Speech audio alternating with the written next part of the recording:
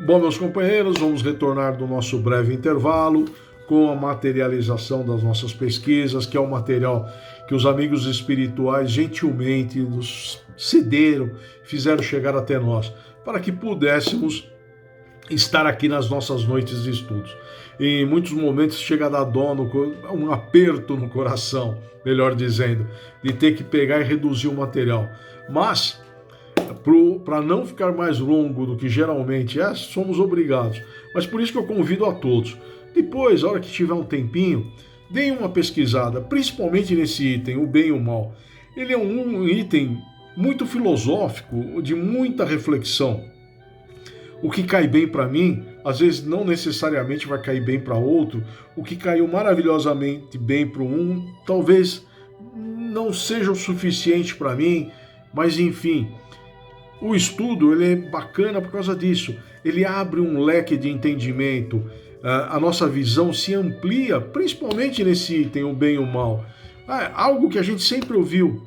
Mas vamos pesquisar, vamos colocar, vamos identificar alguns itens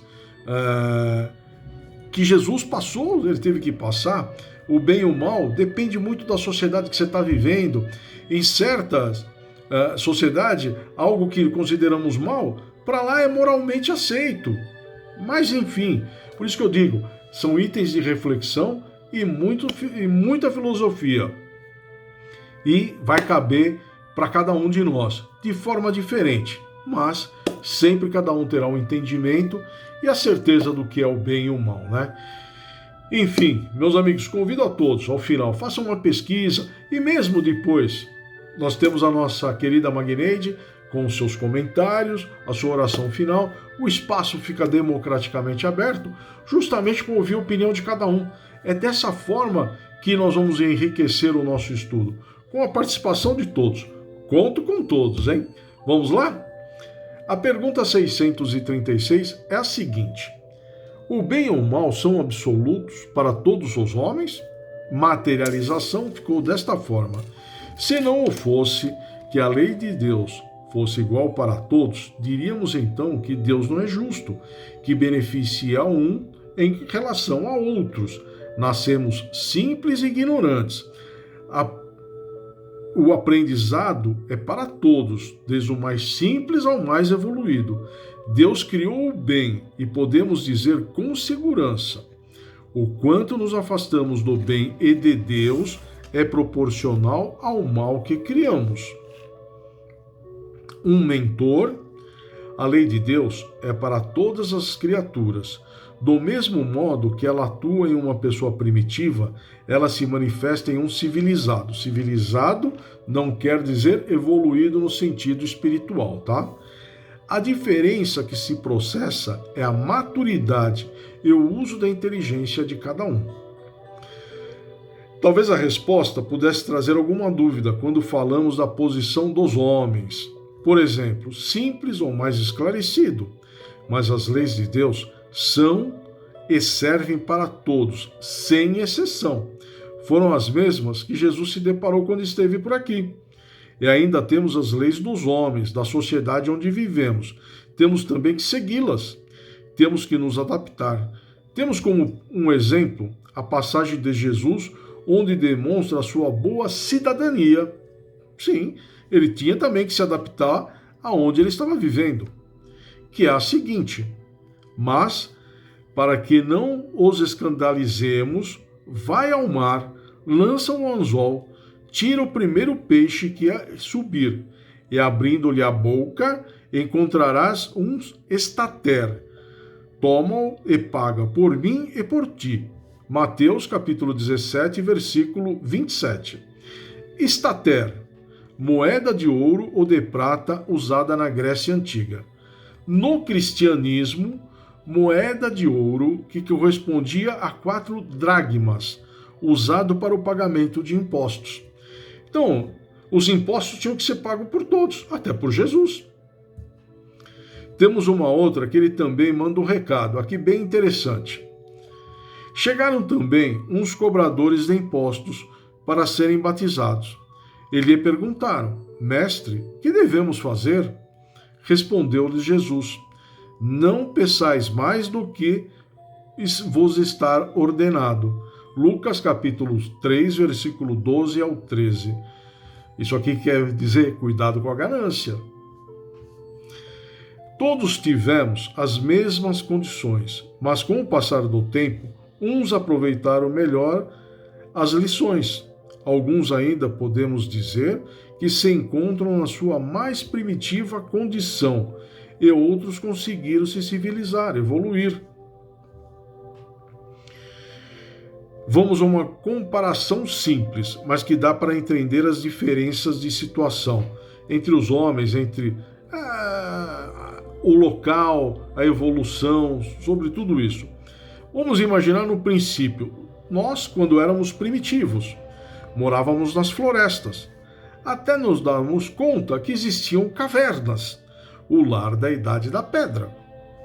Sem essa descoberta, ficávamos ao relento, sujeito a variações do tempo e principalmente a predadores.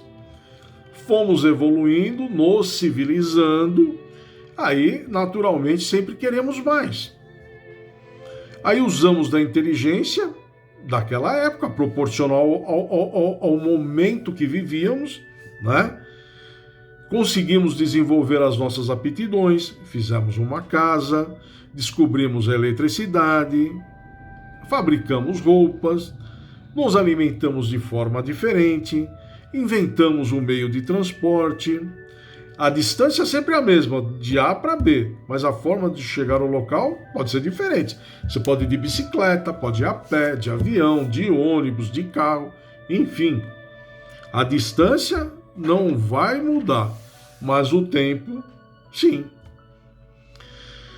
O que muda é como saímos de A para chegar a B, como saímos da época primitiva para chegar até aqui, agora, nesse momento. Percorremos 2 pontos, de A a B, não é?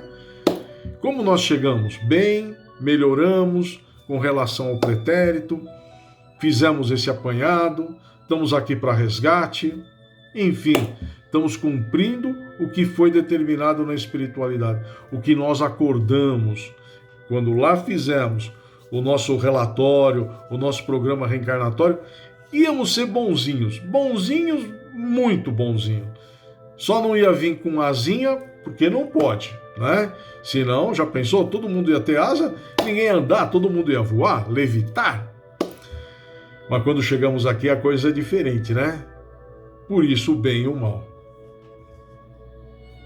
Temos Miramês. Quem já compreendeu o que colhe o que planta, certamente que no momento do plantio irá colher suas sementes, e os pensamentos dos espíritos são sementes, que caem na lavoura da mente de quem semeia e de quem deixa de semear. As responsabilidades são idênticas. Ao conversares com alguém, é justo que analises o que vais falar, para não caíres em tentações. E tu, que deves ouvir, tem cuidado no que vais escutar, para não sofreres as consequências do que ouves de mal.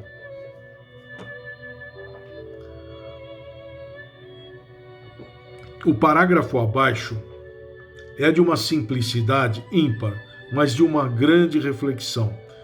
Por um mentor, as coisas pequenas são tão perigosas quanto as grandes, porque a grande era no princípio pequena, e se persistires nos pequenos erros, vê-lo-ás crescerem e tornarem-se mais difíceis de serem corrigidos. Isso aqui é exatamente a nossa reencarnação, né? O nosso plano reencarnatório. Combinamos algo, tempo, viemos para corrigi-lo. Chega aqui, não conseguimos, sucumbimos. Ou seja, aquilo que já era um problema se tornou um problema maior, que vamos ter outras encarnações para tentar corrigir aquilo que era pequeno, que não demos conta e virou um grande problema.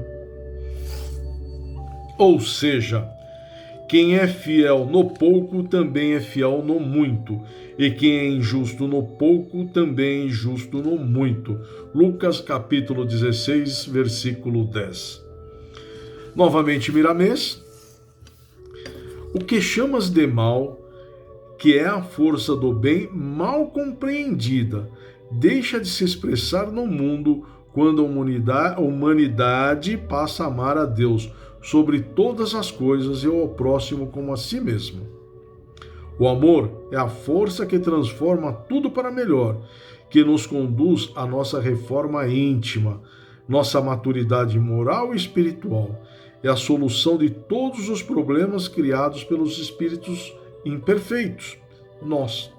E tenhamos a certeza, com simplicidade, tudo se esclarecerá. Bacana. Miramês é Miramês, né? Em certa oportunidade, recebi o seguinte texto, e sempre a gente vai usando, né? Lá atrás a gente não sabia, guarda, uma hora vai ser usado. Às vezes a vida parece difícil demais, cansativa e cheia de obstáculos. Às vezes fica tão difícil continuar a caminhada. Mas devemos pensar que aquilo que vale realmente a pena dá trabalho. É a nossa reencarnação. Se vamos melhorar, ela dá trabalho, mas temos que melhorar. Somente através do aprendizado vamos chegar na nossa reforma íntima, vamos conseguir evoluir e, quiçá, diminuir a nossa fatura do cartão de crédito das nossas faltas, né? Um autor desconhecido. Meus amigos, sem tempestade não haveria bonanças e calmaria. Isso aqui sempre é uma frase que aparece. Quem a disse? Sabe que eu não encontrei o criador dela? Por isso que eu coloquei autor desconhecido, como também da mensagem anterior. Se na vida não tivéssemos os momentos ruins, os maus momentos, como poderíamos reconhecer? Perdão, baguncei tudo agora aqui, vamos voltar. Atropelei o português, passei por cima dele, não respeitei vírgula e nada. Se na vida não tivéssemos os momentos ruins, os maus momentos, como poderíamos reconhecer os bons momentos? Podemos dizer que a maior diferença entre o bem e o mal é a seguinte: um é eterno e o outro é passageiro, e sem o mal não entenderemos o significado do bem. Resumindo, meus amigos, essa é a lei do progresso, que todos nós teremos que passar por ela. Teremos que ser aprovados nessa lição, né? Mas enfim, meus amigos, em termos da pergunta, por essa noite é só. Surpreendente, eu consegui diminuir um pouco o tempo, mas não se alegrem tanto assim. Vamos falar mais um pouquinho. Essa semana aqui, estamos na Semana Santa, comemoramos a Páscoa, né? E nós sabemos que no Espiritismo não é composto por dogmas, como comer carne ou não comer na Sexta-feira Santa, o jejuar, enfim. Mas sempre deve prevalecer o respeito. E respeitar a data. Todos nós temos origens católicas, né? A maior parte, pelo menos, dos espíritas, pelo menos da minha idade, né? Agora já temos a geração das minhas filhas, quiçá os netos daqueles que são já praticantes, já entraram direto na doutrina. Mas a maioria de nós temos o nosso pezinho no catolicismo, na religião católica. E sempre teve a Sexta-feira Santa de não comer carne, a representatividade disso, ser um dia de penitência, de elevar o pensamento, de jejuar para não cometer faltas. Enfim, isso eu acho que é o mais importante. Respeitar as datas e respeitar a todos. Tá? As crenças, aos dogmas, devem ser sempre respeitados por todos. E essa data eu acho que a gente deveria aproveitar para agradecer a Jesus, né? Pelo sacrifício que ele se submeteu para nos ensinar o amor, a diferença entre o bem e o mal, os ensinamentos de como devemos nos portar diante das dificuldades. Nós estamos num planeta de provas e expiações, estamos caminhando para a regeneração. O planeta ele vai estar aqui. Não é que o planeta vai mudar, quem tem que mudar são os habitantes daqui, né? Enfim, ele nos mostrou a lei do amor, ensinamento como devemos nos portar, a diferença entre o bem e o mal. No mínimo, devemos respeito a ele nessa data, que ele se sacrificou por nós. Aproveitemos essa data, pois a egrégora do planeta se torna mais sutil, mais leve, com um pensamento evoluído. É a mesma egrégora quando tem o Natal, que vai chegando o Natal. Por mais que possam haver dificuldades, sempre aquela emoção, aquela data, principalmente quando encontramos com crianças, na simplicidade de encontrar o bom velhinho, agora o coelhinho da Páscoa, mas existe o quê? Uma união de pensamentos, todos buscando uma melhora, todos buscando a mensagem de Jesus. Então aproveitemos que a egrégora vai estar bem para nós fazermos uma reflexão sobre o tema, o bem e o mal. Como é que estamos nos comportando diante do bem e do mal? Bom, meus amigos, como eu falei, estava curto demais, né? Vamos aumentar um pouquinho.